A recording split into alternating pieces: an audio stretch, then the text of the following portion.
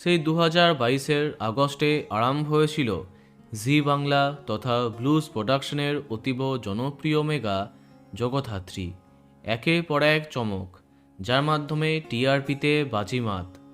দীর্ঘ সময় ধরে টপার হয়ে থাকা সব কিছু নিয়ে দর্শকের মনে এক প্রকার গেঁথে গেছিল জগদ্ধাত্রী।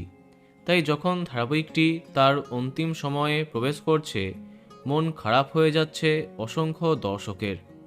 হ্যাঁ, সময় পরিবর্তনের মাত্র এক সপ্তাহ বাদেই আজকাল করে শেষ পর্বের শ্যুট করছে জগদ্ধাত্রী।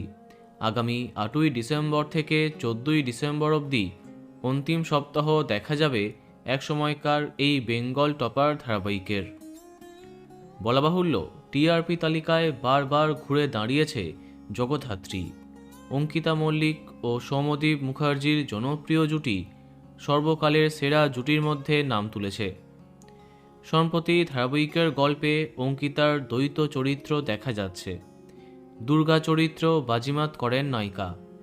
তবে পর্দায় যাই হোক, পর্দার পিছনে জগদ্ধাত্রীর সাফল্যের জন্য যিনি দায়ী, তিনি স্নেহাশিস চক্রবর্তী।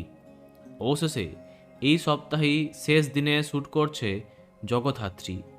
লাস্ট এপিসোড দেখা যাবে আগামী 14ই ডিসেম্বর।